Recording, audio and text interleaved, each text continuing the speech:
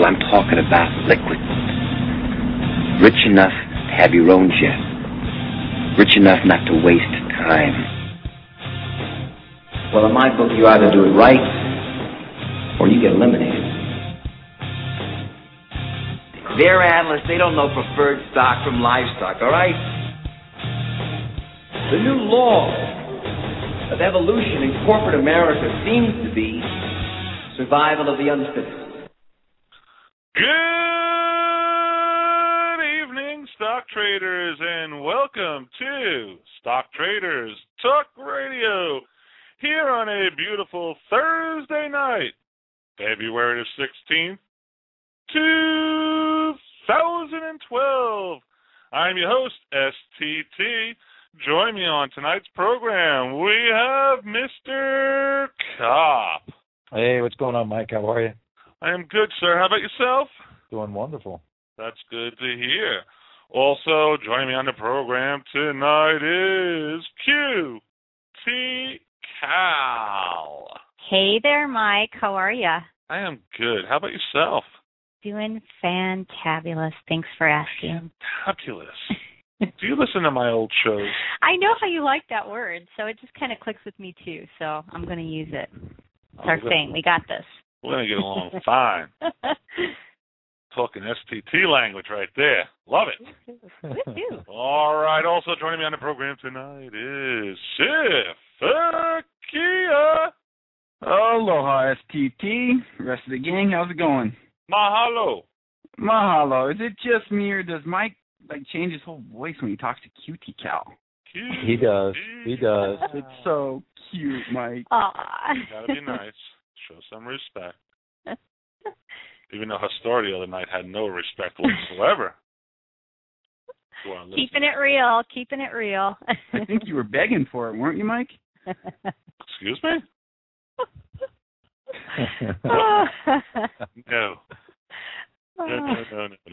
Somebody was begging for it. I don't think she gave it up on her own, did she? I don't know what happened, but it came out of left field and went way out of the stadium. Way outside the stadium. Not even close. I don't know what is in that girl's mind sometimes. I don't know if I'll ever give her over to the radio show again. Holy mackerel. What's going on tonight? I have callers that want to talk to us. Ooh. Do we dare? Do it. Fun. Do we dare? Why not? Okay. Here we go. I will pre-warn the audience. I have no control over what anybody's going to say on the radio ahead of time. And if they go way off base, I will promptly hit the button to disconnect. So let's see how this works out. Ready? Set. Go. Cole, you're on the air. Hello. Hello. How are you? I am fantastic. How about yourself? I'm doing great. Well, I was invited to call into your radio show today by one of my investors. Okay. My name is Kay. I'm the CEO of ECDC. Oh, wow. All right. Oh. What a shocker this is. I am totally blown away. I thought I should call you and congratulate you on your radio show. Well, thank you very much. Thank you very much. And it's an absolute pleasure to have you on the show with us. You caught us a little off guard, I must say, just a little bit. So what I think would be best, because we're just for the audience, so everybody knows this is not a setup. We are just totally shocked that we received this phone call. So I guess, Kopp, what do you want to do? You just want to run through a standard CEO? Well, I just want to call and say thank you to all of those investors that believe in ACDC and have stood there through the rough times and the good times that are coming ahead of us, and just say we're working very hard on their behalf and on their interest. And basically just let them know that East Coast Diversified is building a very solid, rock-solid business, and we're looking forward to a very good year in 2012. And hopefully everybody will feel good about their investment in the company. Okay. I mean, are you willing to answer a few questions that we have, or? Of course, I'll answer a few questions for you. Okay. So what I'm going to do is I'm going to throw it over to Mr. Cobb because he normally does our CEO interviews, and he'll get you started, and we'll see how this works out. Fantastic. Great. Thank you. How are you, Mr. K? I'm doing fantastic. Well, how about if you tell the audience what ECDC does? ECDC is a holding corporation. We started off as just a GPS company. Over the last year, we decided to diversify our business portfolio. We looked at some of the highly successful technology space, and we decided to diversify business and get into some of the space. As most of you may be aware today, ECDC is in the logistics space with some very highly successful technology. We're also in the school transportation and class attendance monitoring system, providing some very, very creative technology to help improve education. We have the ability to tell a parent when their child has been safely picked up at the bus stop or dropped off at the bus stop. We're able to tell parents when students are skipping class or skipping school, all of these through social media application. We recently acquired Rogue Paper, as most of you are very, very much aware. Rogue Paper is in the split screen technology and currently provide application for a lot of network companies. And of course, our most recent business venture is called Wet Wings. We haven't released a whole lot of information about Wet Wings. It's designed to be a social media site. And the only thing I can tell your audience today is that when you look at what Apple did with iPhone to the cell phone business, you would imagine what we're planning to do to the social media space. And there are just two ways to understand what we're trying to do. If you have a teenager at home, you go to that teenager and you ask them, what do you do on Facebook? Or if you have an adult over 35 and you ask him, what do they do on the social media site? And then you will understand why we are creating Wet Wings, to create interactive applications that actually allow people to interact in real time with each other and to experience real socialization on the web. It's going to be very innovative, and it's going to change the way we socialize on the web. So that represents all of the business portfolio of ECDC, and we're really looking forward to 2012 to launch for all of our businesses to come to maturity and provide the results that all of our investors are looking for. Excellent. What I'd like to do is I really kind of want to dive into the radio frequency identification stuff, if you're okay with that. Well, that's cool. For most of the audience, the military and DoD have used RFID for a little while, more from a logistics standpoint to track containers on cargo ships. And the history of this, if you will, in a basic form, is you put a tag on a container, it gets on a ship, it goes someplace, and then there's some interrogator that maybe had like a 300-yard range that would ping it, know that it was received and recorded, and then it would be processed, and sometime you have some gates. Over time, I assume that you're very familiar with RFID Journal and all of that type of stuff, right? That is correct. Are you going to the show? Just out of curiosity? I'm planning to be at the show. I have a couple of other events in New York, so I might be there just for a day, but I'm planning to be at the show, yes. Excellent. So for the audiences that's listening, there's an annual show that's done for the RFID Journal, and this year it's April 3rd to the 5th, 2012, and it's in Orlando this year, if I know that. Yes. So one of the big things about RFID, it's changed drastically to where now you're using the capability of being able to use GPS is just phenomenal, where you can track just about anything. You're talking home, aerospace, defense. What avenues of all of those are you targeting? What is your niche? That's a loaded question. With the first, it truly is, because when you think about what this technology can do, it kind of takes you back. And I have to be quite honest with you. After we developed the technology, and by the way, let me explain something for the benefit of your audience. RFID and GPS is widely used when you get to the active RFID application. There's active RFID and there's passive RFID. Active RFID can be built into a GPS device and talk to active tags. Passive RFID is a completely different ballgame, because passive RFID needs to be powered, and therefore is much more difficult to integrate it with GPS. And that's where ECDC has its competitive advantage. We've developed the technology that allows GPS to talk wirelessly with passive RFID. That's what we use in our school transportation and class attendance monitoring system. You've got an RFID reader at the entrance of the school bus. You have a GPS unit on the bus. As the student gets on and off the bus, the RFID reader is able to identify the student, communicate that information to the GPS unit. The GPS unit is able to look in its memory. Is this child supposed to get on the bus at this bus stop, or is this child supposed to get off the bus at this bus stop? And if a child failed to get on the bus, by the way, your audience may not be aware of this, in 2011, in the state of Georgia, 3 children died on school buses because the bus driver left them on the bus in a 90-degree temperature.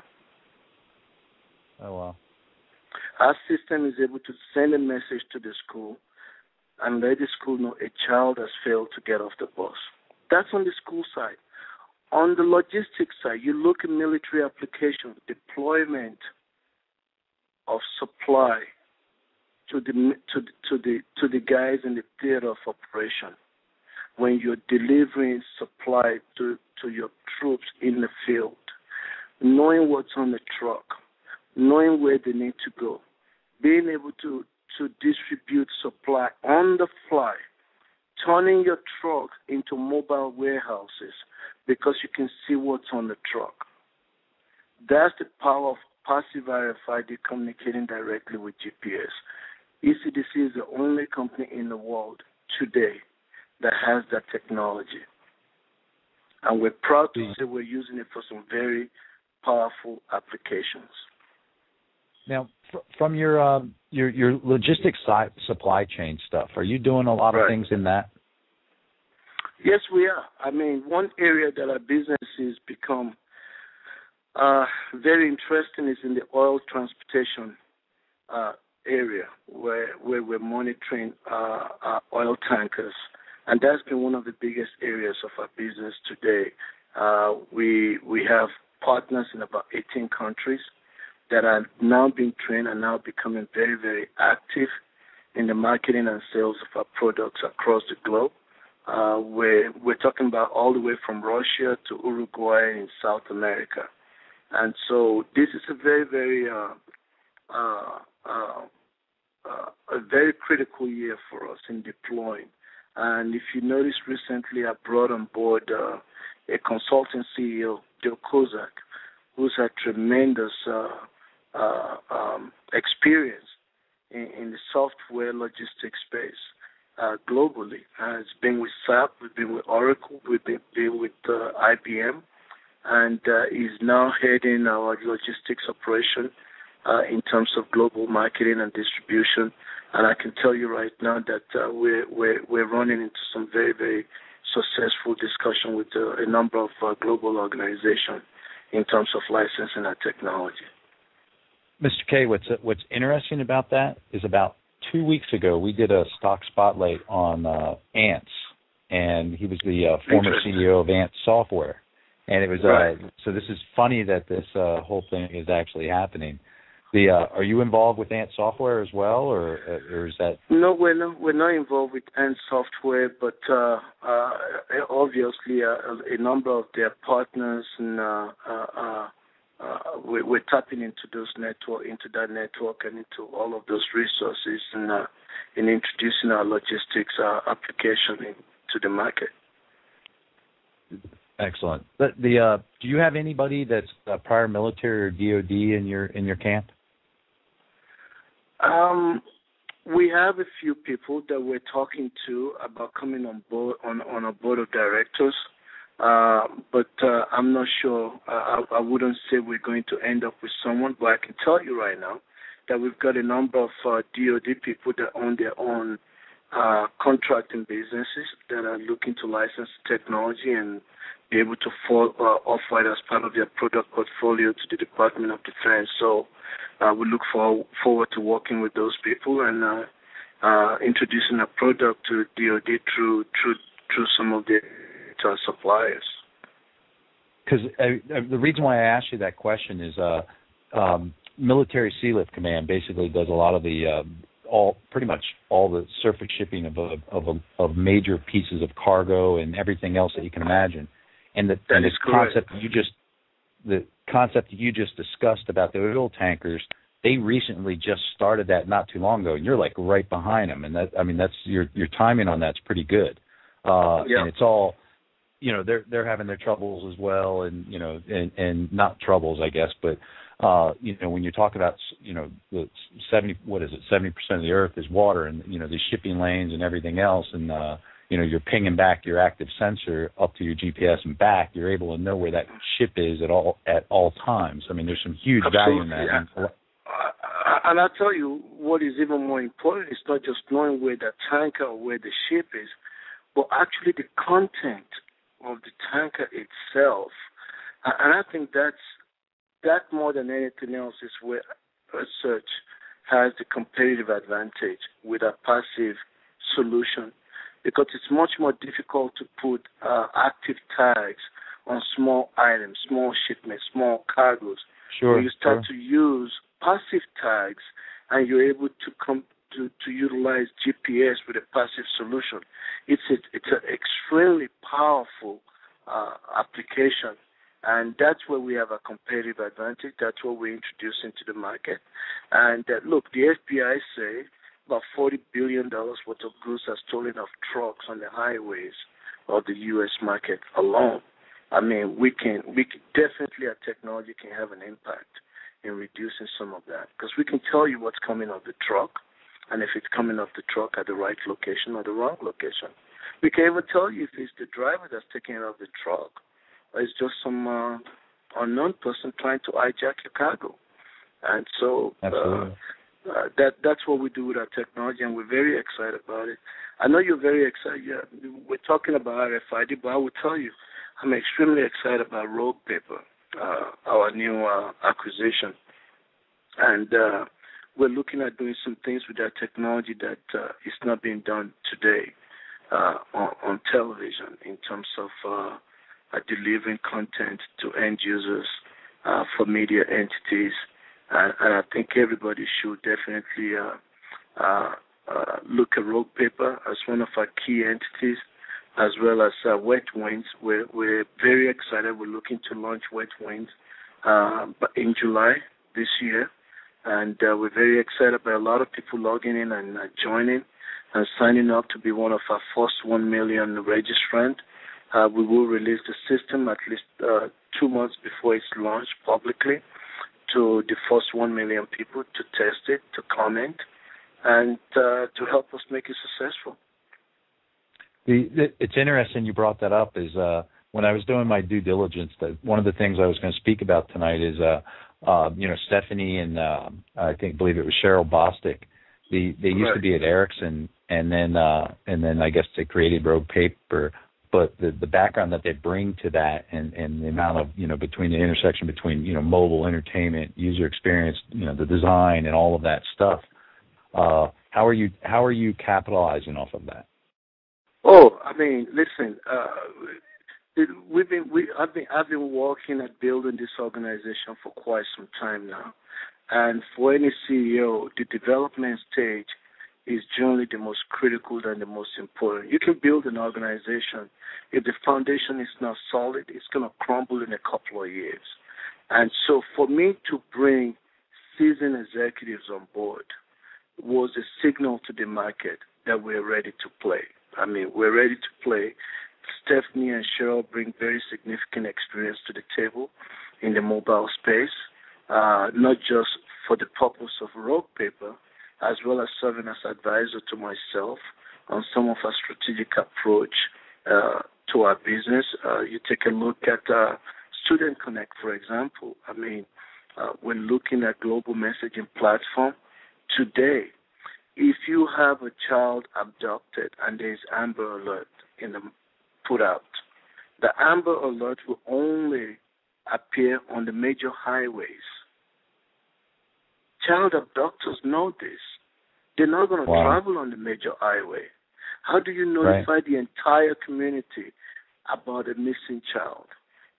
The ability to use Student Connect on social media are some of the ideas that Stephanie and her team at Rogue Paper are bringing to the table. How do we bring, how do we integrate this application into the iPad so that teachers in classroom can use iPad to confirm attendance records, send instant notification to parents when a child is skipping class or late for class. I mean, just a whole host of things that we can now do because of the skills and the talent that that Stephanie and Cheryl brings to the table. And the same would apply to Joe with incredible management skills. So this has really allowed me to take a step back and allow all of these other executives to take on those areas that will lend growth to the organization. I'm very, very excited with where we are with our business today. It's fascinating what you're actually talking about, especially from the child abduction standpoint. I don't know the exact statistics, but I know it's very, very low that when a certain amount of time elapses before it's reported, the diminishing return of being able to find the child. It's only 30 minutes. If that incident is not reported within 30 minutes, the chances of law enforcement successfully finding that child diminishes at a very rapid pace. You take a look at a Student Connect system. If 5 students are supposed to get on a school bus at bus stop number A, when that bus arrives at that bus stop, and only 4 of those students get on the bus, within 30 seconds, the RFID reader notified the GPS unit that I can only see 4 kids. GPS unit sends alert to local authority, to the school, to the parent. Everybody gets into action, and you improve the probability of finding that child. The school will be able to send out global messaging to every single parent that lives in that district, so everyone will be aware that there's been a child abducted.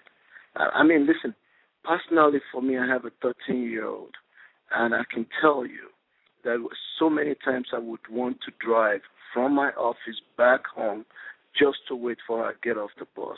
For most parents, this is a very, very critical solution that a lot of parents are very interested in. And we're very excited to bring this to the market. We're very excited to say we're contributing to we will be able to contribute to every single community across the country, not only in the prevention of finding abducted children or preventing abducted children, but extending the technology into the classroom, because today our entire economy is at risk because of a weakening education system. When you talk to any teacher across this country, any school administrator, the first thing they're going to tell you is that parents are no longer involved in the education of their children. Parents have turned schools into daycare centers. Parents don't care or don't know when the children have homework or don't. With our technology, the moment a teacher posts a test online, our system grabs that homework at 7 p.m. The parent gets a message that says, your child has a homework tonight. Wow. Able to monitor. We're able to monitor which parent actually opened the email and which did not. We're able to collect this data. We're able to combine it with student behavior in school, such as skipping class, late for class. Okay?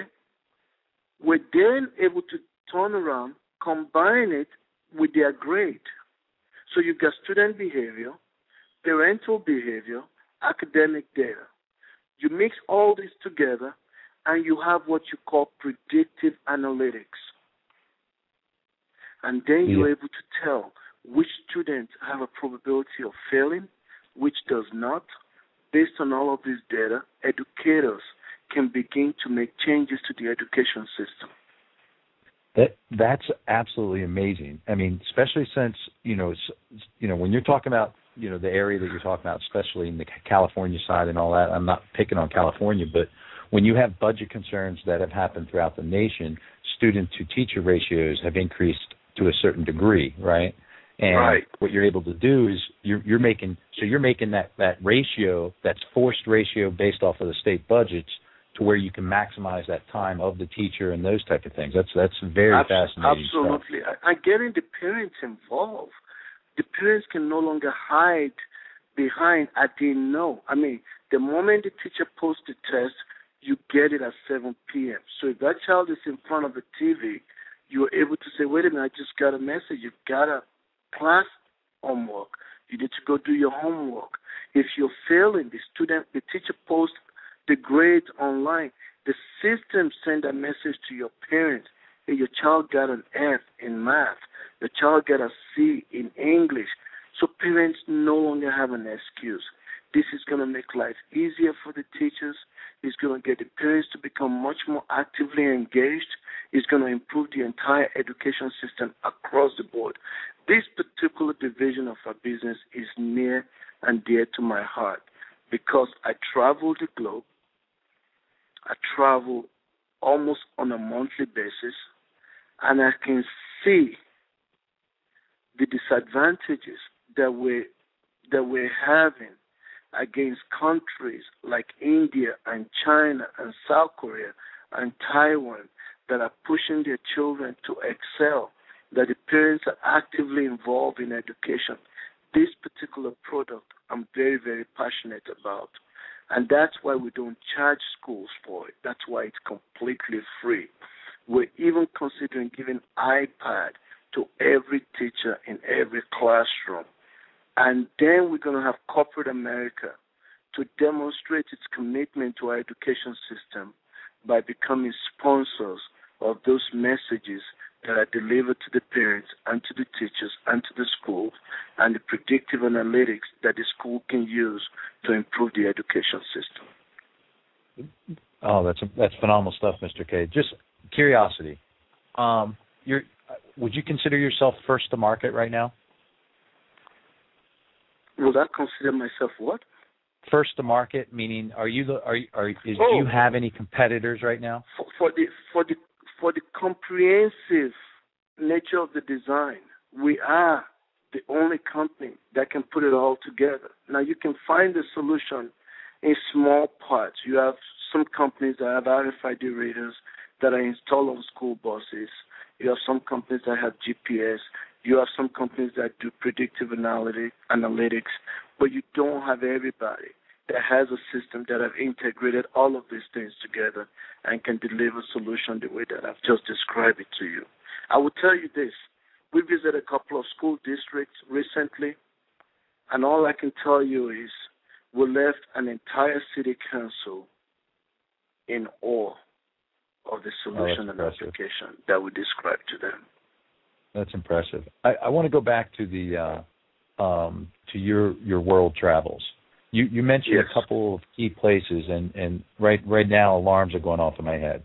Korea, Taiwan, and I'm not sure if you said Singapore, but those are all major port facilities that have just incredible, huge hubs. Right. Are you venturing down that path? Absolutely, we are. As I indicated, we have partners across the globe.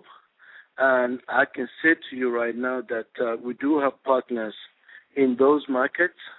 And I would say to you right now that we at least have our partners are participating in government RFPs in at least 6 different countries today. What those results will be, we don't know.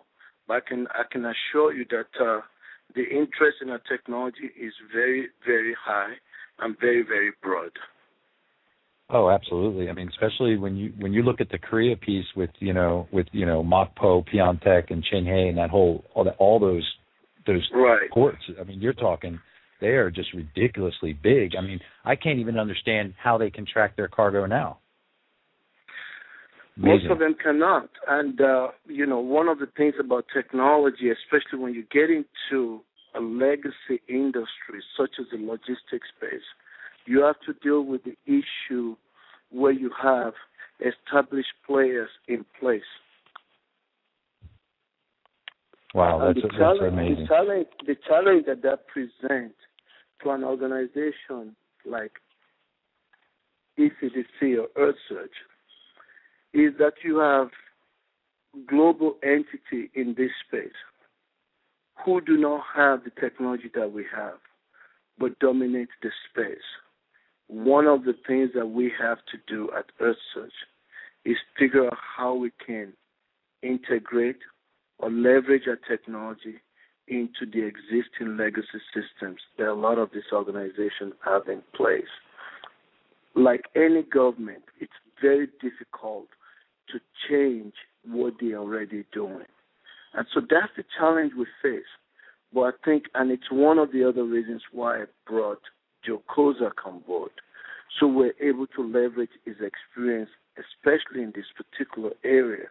And I can tell you that there are a number of global organizations that are very entrenched in this space that now understand what we have and are taking a very, very close look at the things that we can offer to their customers. So once again, that's why we're taking the partner approach, so that we can get around the artificial barrier to entering into this industry and into this market.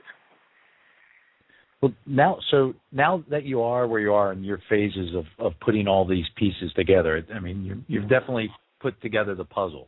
What do you anticipate, say, over the next year? I mean, what would your major milestones or events be that you're predicting revenue streams and those type of things? Here's what I would say to you. We have a number of key licensing agreements that if we're able to successfully accomplish those, it will send a signal to the market of what our revenue projection would be for this year. And you have to also understand that we now have 4 different business divisions. Our business portfolio is very, very diversified. So predicting revenue is really will be an art form at this stage because you have revenue coming from, at least today, 2 organizations, Rock Paper and EarthSearch. And then you can look into later in the year when we launch Wet Wings and when we begin to deploy Student Connect, that those numbers would dramatically change as well. So we will make those announcements not too far in the distance about some of the contracts that we're wrapping up, and people can then see how those contracts will impact our bottom line and our revenue. But I can tell you this is a very, very good year for us. We're very excited about 2012. It sounds like it. I mean, the things that you're saying it sounds very exciting. Based off of what you know, and I'm sure there's many things you can't tell us about the negotiations and certain things like that, and we understand that.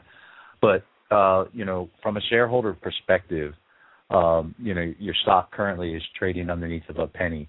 Would you say that the company is undervalued at this point?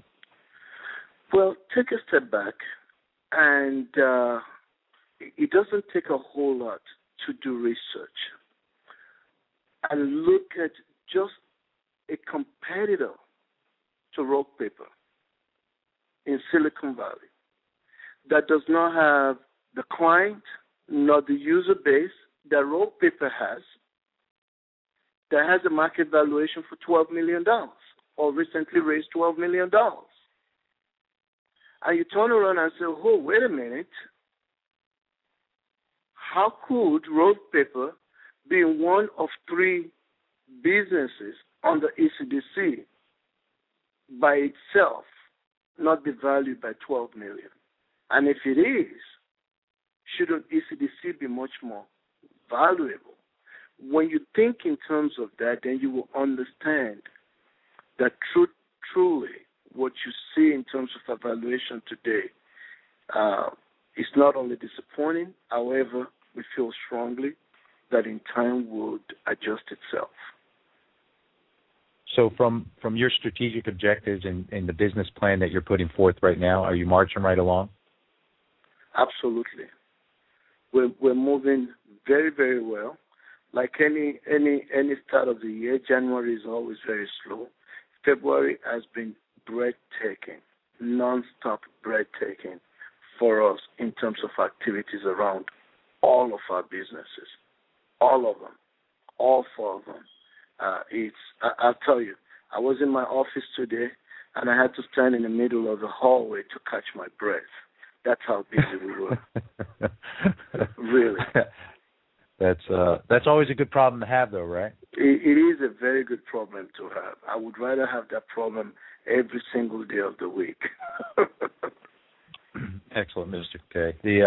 If you had 5 minutes with a potential investor to give an elevator speech, if you will, on your company and the excitement that you have, what would it be?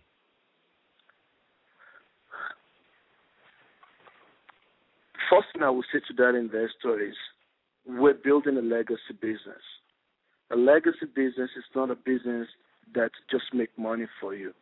It's a business that not only makes money for you, but for your children and your grandchildren. A legacy business is a business that will be here for 10 years, 20, 30, or 40 years. And therefore, you have to look at the infrastructure that we're putting in place. As such, ECDC is a business that you may not be excited about today. It is a business that you should be excited about for the future, because the pieces that we're putting in place, when you look at technology, when you look at the global economy today, every single piece and every single division of our business is a business of the future. And that's why this is where you invest your money. That's incredible. One final question there, Mr. K. Do you anticipate or do you plan in the future to upgrade? Yes, we do. And contrary to what a lot of people have said, it's not gonna take long at all. Our business today, when you look at what we have as a technology company, total assets on our book is under $4 million. For a technology company, it's like dropping a drop of water in a bucket. It's an amount of debt that can be wiped out in a second when revenue builds, which means our balance sheet is going to be enhanced, our PPS is going to be enhanced, and we will be able to move off the bulletin board to a higher exchange. Excellent, Mr. K. Well, those are the key questions I would have for you. Is there anything I failed to ask you that you would like to address? I really appreciate you giving me a chance. What I would like to ask everybody to do is this. Look, if you are excited about what Apple did to the cell phone space, you need to be very, very excited about Wet Wings, and you need to be one of the first 1 million, because we are going to leave you completely speechless when you get to demo that system. Join now. Go to wetwings.us and join. Register to be one of those first million, and you will never regret it. That's all I can say to everybody out there. Excellent. Well, thanks, Mr. K. For that investor that sent me an email and asked me to attend this radio event, Thank you very much. I'm very, very grateful. I appreciate the opportunity. I take phone calls from all the shareholders. I talk to all of our investors. I respond to every email personally myself.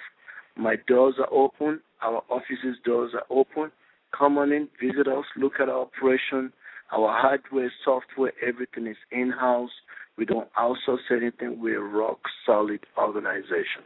Thank you very much for giving me the opportunity to talk to you on your radio show. And congratulations, by the way. Mr. K, can you just hold on 1 second?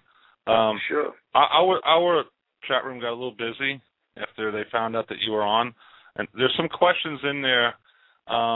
He's asking about calling in to ask you a question. Okay. A little hesitant to allow that, but if you want to take that opportunity, I'll be more than happy to listen, I talk to every shareholder. I have no problem at all taking calls from our investors. Okay. They are the owners of the company, so I work for them. I'm definitely available. As long as you're okay with it, I wanted to make sure first because I don't know who's calling. So that's okay. That's all. Okay. Mr. Rothschild, I'm going to assume this is you. Hold on 1 second. Caller, is this you? It is me. Okay, fantastic. You're on the air live. Go ahead. I am on the air live. Fabulous. My first question would be, I want to pronounce names correctly, so I'm talking with the CEO. And his name is Coyote. Is that correct? That is correct. Coyote. Okay, good. I had lots of foreign language experience, so I figured I could sound it out correctly. My first question is, we have seen some press releases stating that a Mr. Joseph M. Kozak will be coming on board as the CEO. Is that correct? Mr. Kozak is an advisor and a consulting CEO. He's an advisor to myself, and he's advising me and assisting me in the deployment of our technology. Is there any way we can turn him up? I can hardly hear him on the phone. No, I don't know why that's doing that. He sounds very distant. Yeah, it just started when we added you in. Okay. Well, no. Well, the reason why I asked the question is because there have been press releases. I mean, if we go everybody goes onto the computer and Googles things, we come up with press releases that state that Mr. Joe Kozak is leaving Ants Software and will be coming on board as CEO of East Coast Diversified. Okay. It doesn't say he's a consultant. It says he's going to be the new CEO, which I then assume that Mr. K is going to be the chairman. Well, I can tell you right now, all I can say to you right now, Mr. Kozak is a consultant. I cannot hear this gentleman. Okay, wait. Hold on 1 second. Hold on. We'll relay it. Okay. Mr. K, go ahead. Mr. Kozak is a consultant CEO, and he's assisting and advising myself and the board of the corporation on some of our strategic deployment. If at some point in time in the future a discussion is engaged for him, at that point we will make an announcement that we've engaged in those discussions. At this point, he's simply an advisor and a consultant. Okay, well, the only reason, please forgive me, but the only reason why I asked is because I'm sitting here in front of my computer monitor and I'm looking at the press release that says Joseph Kozak will be coming on board as CEO. So that's why I asked. Okay, I appreciate that question, and I think also in that press release it said it would gradually. That is true. It does say he will gradually, but it does say that the CEO position has been put into his hands. So, I mean, it's kind of confusing. Wouldn't you agree? Well, he as a consultant CEO, he is given the responsibility to guide and to advise. He has the responsibility. He has the experience of a CEO. So well, let me ask you a question. When as you say, this is going to be a gradual thing for Mr. Kozak. Mr. Rothschild? When he finally does do that, yes, sorry. Mr. Rothschild, because we're on two separate phones calling into the stream, take a pause in between that way. Oh, a little delay, right? Exactly. Sort of like we're doing coverage from Tel Aviv. Okay. Exactly. Go ahead. Got it. Who should go first? Go ahead, you. All right.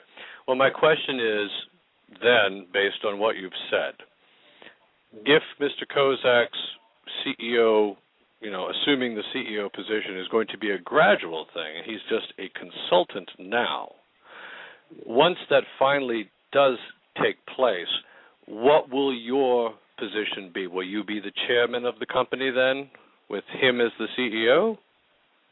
Well, since he's not the CEO yet, he's still in a consultant position. I would not want to speculate on what my position will be at that time. Unfortunately, I think we should wait until at that time to make that decision. Mr. K, maybe this. Let me interject here. From some of the things that you said previously regarding some of your negotiations and the different avenues that potentially you can go, I mean, probably this is just my take on this. You're not able to answer that question yet, are you? No, I'm not. Understand. Okay. Do you have another question, Mr. Rothschild? Well, I really can't see why he can't answer the question when all the world can go online and see the bloody press release, word for word. It says he's going to be the CEO. It's going to be a gradual transition, it says, but he is going to be the CEO. So it's a definitive. It's not a supposition. It's a definitive statement. Therefore, then my question is, when that does happen, when that comes to pass, what will be Mr. K's, function then? Mr. Rothschild, you're not letting him speak. Go ahead, Mr. K. Can I just make a comment? I think it's the delay problem again. Go ahead. I'll shut up. The reason I would not speculate, as everyone knows in business, nothing is edged in stone.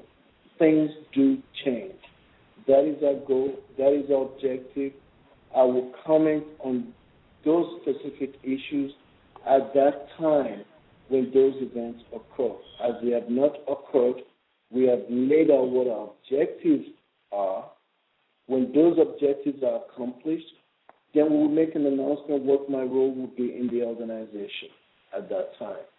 So I do not want to, it would be nothing more than speculation, because anything could occur between now and that time. At this point, I am enjoying his contribution, his advice, and some of the direction that is assisting me in taking the company. And I will leave it at that point until at that time when things change otherwise. Excellent. Mr. Rothschild, did you have another question? Wait, I have him on hold because I thought it was backfeeding. Hold on. Let me join him back in. Okay, you're back on. Mr. Rothschild, if I may ask, are you an ECDC investor? I am indeed. So I follow your actions to the letter. As a matter of fact, I have been on board following your actions and the company's actions ever since the press release almost a year ago about the China situation. Interesting. Yeah, that's when I first got interested in the company. Gentlemen, just so you guys know, gentlemen, we have approximately 2 minutes. So if you I just wanted to give a quick question. shout out to everybody listening who might be an iHub contributor. This is Derby Blood. That's my screen name on iHub. This is Derby Blood. Oh, I love Derby Blood. What's going on? How are you, everyone? This is Derby Blood, and one of the reasons why I was asking about Mr. Kozak is because before I got into the capital markets, I was a headhunter for Heidrick Struggles. So it's very important to me, as a capital markets participant, I watch the pedigree of the people coming into the executive positions. Absolutely. And I can smell BS a mile away. So Well, Derby, welcome to the show, and thank you so much. Thank you so much. You can put a voice with the screen name now. Yeah, and be proud that you're a Stock Traders Talk first ever. The whole show tonight is a Stock Traders Talk first. ever. This has never happened before. So, first of all, we try and stay away from taking phone calls because it's very risky. Okay, because we can't. Of course not. You might get some crazy man on the phone like me asking questions that the CEO couldn't answer or would stumble over. Yeah, and for the CEO to call in, that was a first for us tonight. So a lot of firsts. Yeah, okay. Well, there you go. All right, Mr. K, you and me, we're buddies. Thank you very much. Listen, I really appreciate you as an investor. You can be rest assured that your investment is carefully being managed by the company. Well, actually, I never rest assured on that. Trust me on that, okay? As a matter of fact, I'd like to ask you about your share structure, okay? Because one of the things that would keep people away from investing in your company is so big of a share structure. Derby, we're going to lose you. Yep. Don't lose me. Keep it going. This is fun now. We're running out of time. Oh. Well, anyway, Mr. K, I would like to advise you as a OTC CEO. I'd like to advise you: do not do reverse splits. When you want to take the share structure down to tradable levels, cancel the shares. Then, at a future time, you can do a forward split, which is viewed by the market as a positive thing. That's all I'm going to say. Okay. All right. You have a good night, and thanks for joining us on the show. Thanks, Derby. All right, guys. Keep making me money out there. Take care. Exactly. Take it easy. All righty. All right. Yep. Mr. K? Yeah. Yep, you're still here? All the things you said and the way you're going in the future with your technology and those type of things is really fascinating. And I got to give you credit. The beauty to shareholders is, like you said, I think you said it perfectly. You work for them, and your decisions you make are in the best interest of the company and in the best interest of your investors. And I'm sure every decision, good and bad, comes with its pros and its cons and those type of things. And Derby's one of the best out there. There's no doubt about it. He knows what he's doing when it comes to stocks and those type of things. And but you're pretty open to it, and that's pretty fascinating and exciting thing to actually have you on the show and do that. Most CEOs would never even do that. So good on you. Well, that's all right, sir. I really appreciate your time and giving me a chance to talk on your radio show. Thank you so much. No problem. Anytime, Mr. K. Okay. You have a good day. You too. Bye-bye. Wow, that's some good stuff. What the hell? What was that? I know. What just happened tonight? Live radio. Live radio. That is what it's all about. And here you are taking calls. That's great. Hey, and you know what? Hey, listen.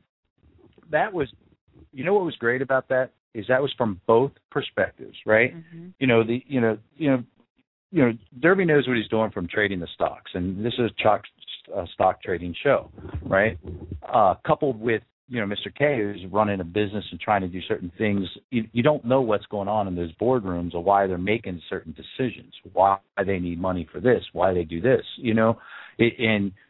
what we try to do is we try to bridge the gap with, understanding of that. The point is, if they told us every last little piece of the detail of what they did throughout a given day, they would never accomplish anything. And that's the dark gray area where it makes things very difficult to bridge those gaps.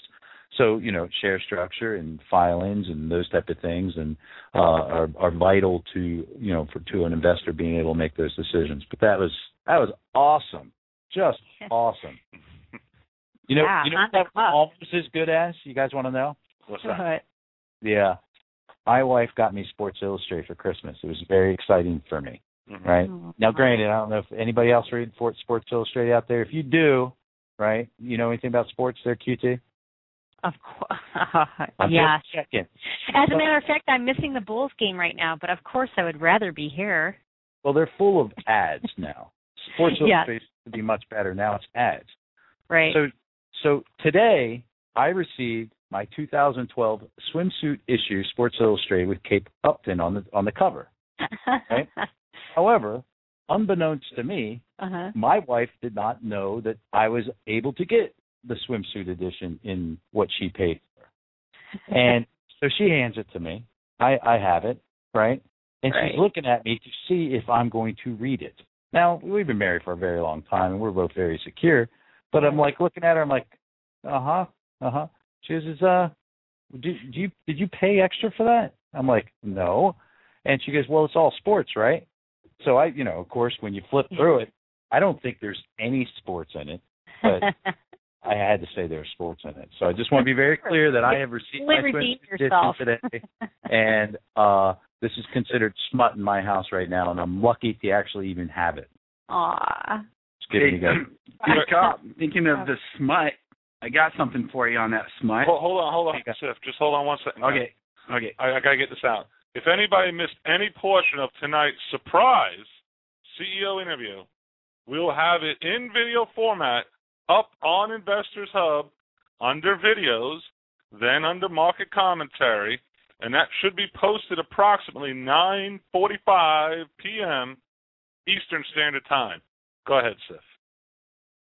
Okay, so there's been 49 covers since 1964 on your beloved magazine there, Cop. 25 blondes on the covers, and that gave an average annual return on the Dow of 10%, 10.9% on the S&P. Now, there was 20 brunettes with an average return of Dow 2.2%, S&P 2.3%. Now, 3 covers were multiple models of very hair color and 1 redhead. So, looking good, guys. Hold on. Woo! I love that stuff. Oh, boy. That's awesome. That's kind of superstitious stuff, huh? That is great. Yeah. Statistics. Unbelievable. Guys, yeah, that was. Unbelievable night. A lot of firsts here at Stock Traders Talk Radio. I think, when was the last time we actually took a phone call? 2 years ago? Well, that's because we're scared. We're gun shy. We are gun shy on phone calls. That wasn't. Hey, this brings a good point. For all the investors and our audience, if we always wait till the market closes to call out our spotlight, and we normally pick a very volatile stock, hopefully most red, buzz cloud, whatever. There's it's not there's nobody coming to us saying, hey, pick this one. We select it, and we are very objective in how we do that. If you get the word out that we do have whatever particular stock, by all means, call the CEO. We're okay with them calling. As you learned tonight, we've been doing so many of these that we can do interviews on the fly. That is no problem, and actually it's a treat. So anytime. All right, guys. Great show. Don't forget, we air Sunday at 7 p.m. Eastern Standard Time, Monday through Thursday, 8 p.m. Eastern Standard Time. Big CEO interview next week. Guard Dog is on the show. We have 2 others that are lined up. We're not allowed to give them out early on those, unfortunately. But, we got to abide by the rules sometimes. From all of us here at Stock Traders Talk Radio, to all of you out there in Stock Traders Talk Radio land, we're wishing you the best of luck tomorrow. And may all of your trades be green. Good night and good luck. Stock Traders Talk Radio, and we're out. Aloha. Thank you for listening to Stock Traders Talk Radio. All views and topics talked about on Stock Traders Talk Radio is solely for entertainment purposes. We are not professional financial advisors and always recommend you seek the advice of a professional financial advisor. Never invest in any stock featured on our show unless you can afford to lose your entire investment. The information contained on our show is based on sources which we believe to be reliable, but is not guaranteed by us as being accurate, and might not be a complete statement or summary of the available data. Stock Traders Talk Radio advises that the investments in companies profiled are commonly considered to be high risk, and use of the information provided is at the investor's sole risk. Thank you for listening to Stock Traders Talk Radio.